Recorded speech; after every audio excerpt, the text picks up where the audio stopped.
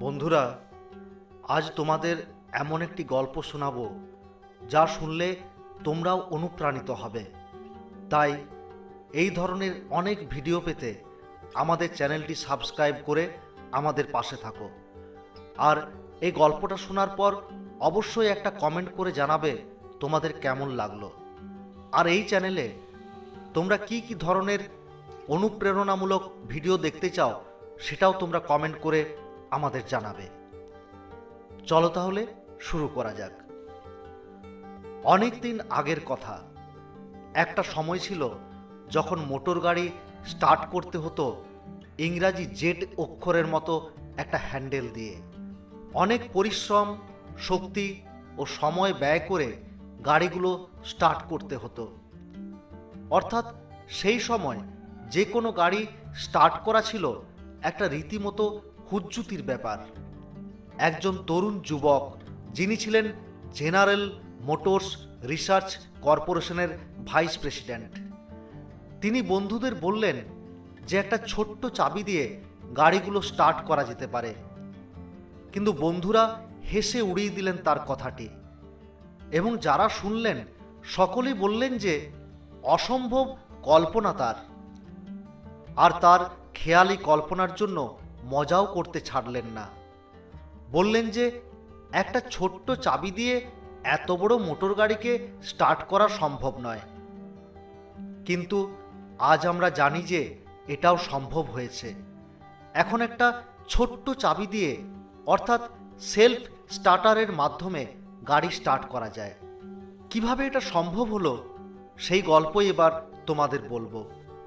তার নাম Charles Franklin catering, সংক্ষেপে চার্লস এফ ক্যাটারিং নামেই তিনি আজ পরিচিত, যিনি অসাধ্য সাধন করতে পেরেছিলেন। তিনি যখন গাড়ির সেলফ স্টার্টের আবিষ্কারের স্বপ্ন দেখতেন, তখন তার এই স্বপ্ন পূরণের জন্য প্রয়োজন ছিল প্রচুর সময় এবং পরিশ্রম। বাধ্য হয়ে তিনি চাকরিটি ছেড়ে দেন। যে কোনো গবেষণার জন্য অর্থেরও প্রয়োজন হয়। চাকরি না থাকায় তার অর্থের অভাব দেখা দিল।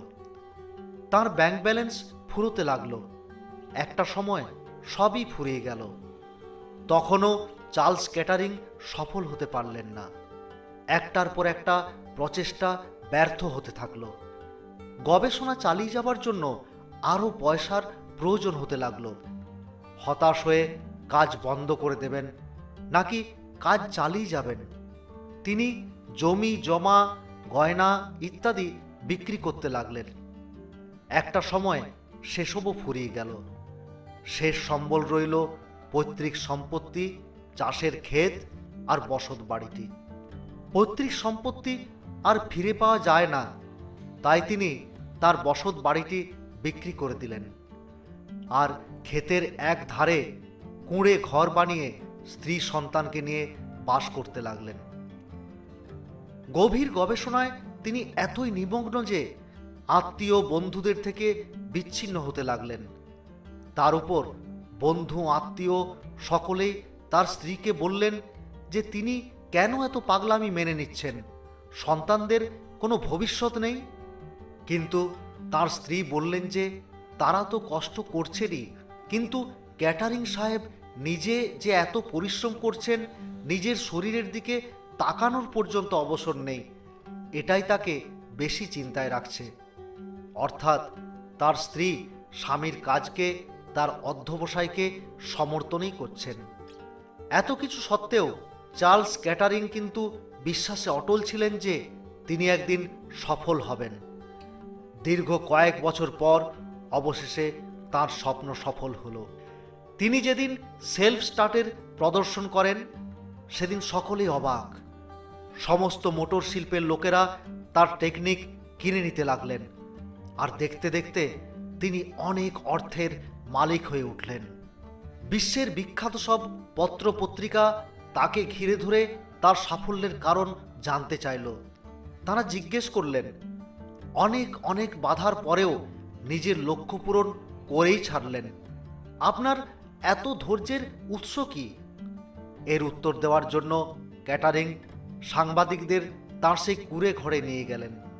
আর ঘরের সমস্ত জিনিসের মাঝে থেকে একটা ছোট্ট পাথর বের করে দেখালেন আর বললেন, এটাই আমার সাফল্যের উৎস।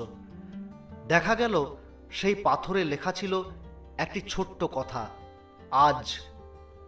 তিনি বললেন, এই আজই আমার সফলতার উৎস, কারণ গতকাল মানুষের জীবনে হতাশা এনে দেয়, আগামীকাল এনে দেয় অলসতা, তাই আজই একমাত্র সত্য। আর তাই দেখুন, আজ আমি সফল।